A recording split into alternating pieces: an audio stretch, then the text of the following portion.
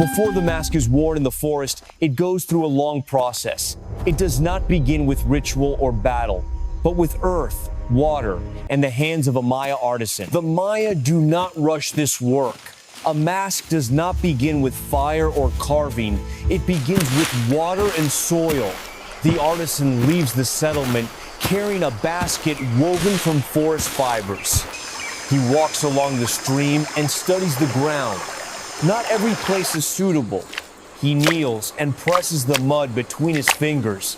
If the soil is too sandy, he moves on. If it holds stones and roots, he moves on. He searches for heavy clay beneath the surface layer, clay that holds moisture, clay that can survive heat. The dirty topsoil is pushed aside. Only the dense, wet clay below is taken. Each handful is placed carefully into the basket. When the basket is full, the artisan returns. The clay is poured onto open ground near the workspace, but this clay cannot be used yet. Large chunks are broken apart by hand and stone.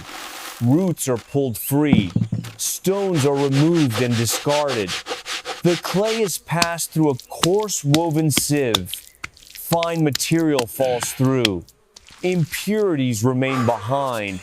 Only the clean clay is kept. The clay is spread thin and left to rest, not dried completely, only enough to stabilize.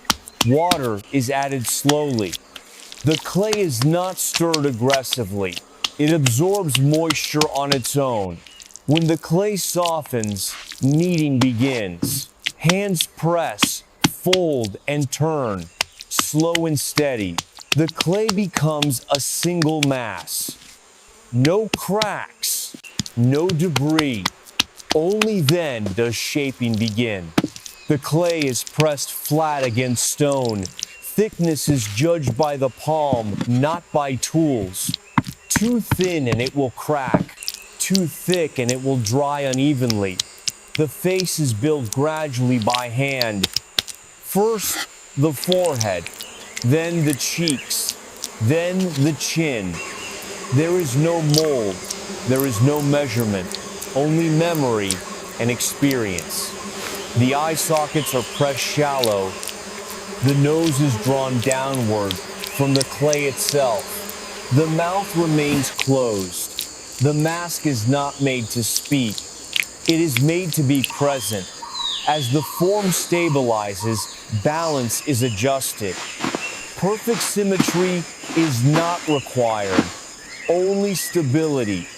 Details are added while the clay is still wet. Each piece is pressed into place. Nothing artificial is used.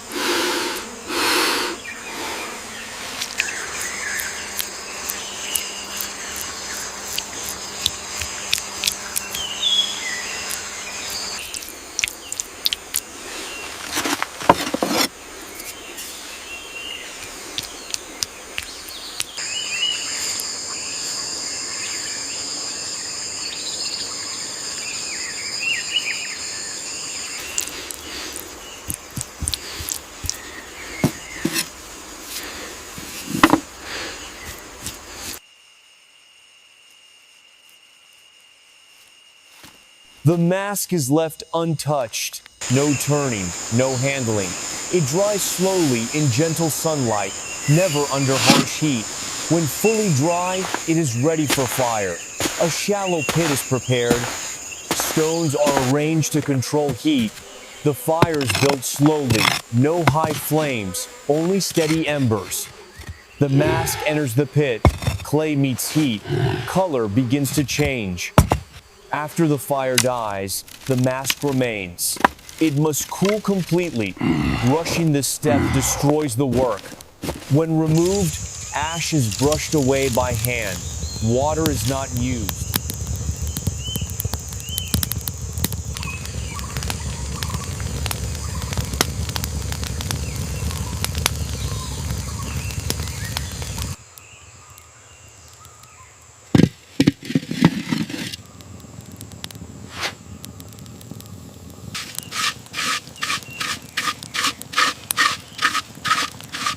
Leaves from the forest are crushed. Their sap is rubbed into the surface. This protects the clay and gives it a muted sheen. Natural pigments are prepared. Red from iron-rich earth, black from charcoal. Yellow from selected clay. The pigments are mixed with water and plant resin. They are applied slowly, layer by layer. Each layer dries before the next begins. When color is complete, cords are braided from plant fibers. They are threaded through the mask, tied tight. No excess remains.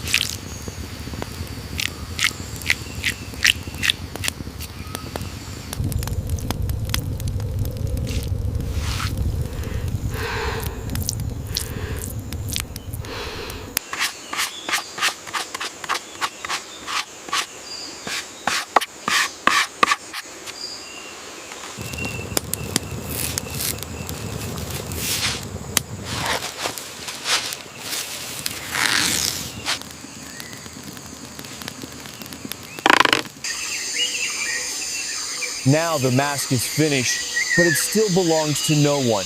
It is carried to a stone platform. A small fire is lit once more, only to produce smoke. The mask is passed through the embers. Smoke darkens the surface. The colors settle.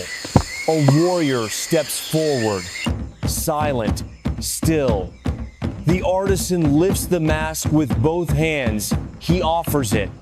At that moment, the work ends. The artisan steps back.